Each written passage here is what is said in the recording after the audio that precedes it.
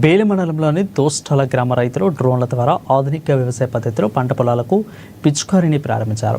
డ్రోన్ల ద్వారా స్ప్రే అనేది ఆధునిక వ్యవసాయంతో ఒక సాంకేతికత. దీనిని ఉపయోగించి పంటలపై పురుగు మందులు, ఎరువులను, ఇతర రసాయనాలను ఖచ్చితంగా పిచికారీ చేయొచ్చని అన్నారు.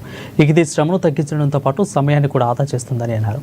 రసాయనాల వినియోగాన్ని ఆప్టిమైజ్ చేస్తుందని తెలిపారు. వ్యవసాయంలో వరి, పత్తి, చెరుకు, మిరప, సోయాబీన్, అరటి, మొక్కజొన్న వంటి పంటలకు ఇది చాలా ప్రయోజనకరంగా ఉంటుందని అన్నారు.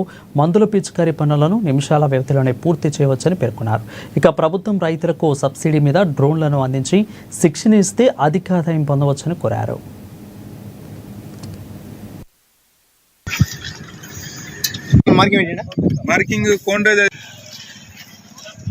కూలీల కొరత కూడా ఎక్కువనవుతున్నది. అందుకోసమని మా అంటి యువ రైతులు కొంచెం దాని గురించి అవగాహన తెచ్చుకొని పొలాల్లో డ్రోన్ స్ప్రేతో, ఎందుకంటే మాకు ముఖ్యంగా ఒకటి ఏమంటే కూలీల కొరత, రెండోది వర్షాలు ఎక్కువైంది.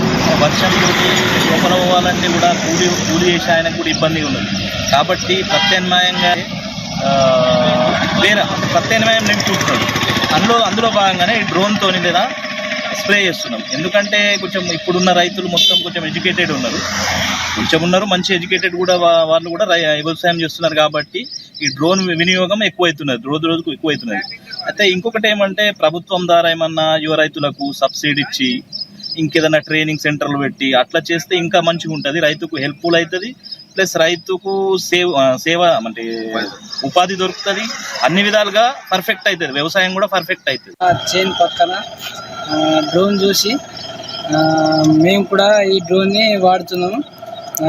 చేనులో కొట్టాలంటే కైకిలోలు దొరుకుతలేదు, దిగబడుతున్నది. మరి పెట్రోలు మళ్ళా కైకిలోలు 500-600 అంటున్నారు.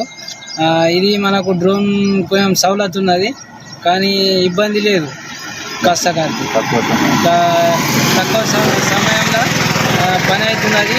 మళ్ళా మంచిగానే మందు పడుతుంది. దాంతో 30 రోజుల్లో ఇది గవర్నమెంట్ ఏమన్నా కాస్తకారికి ఏమన్నా సబ్సిడీ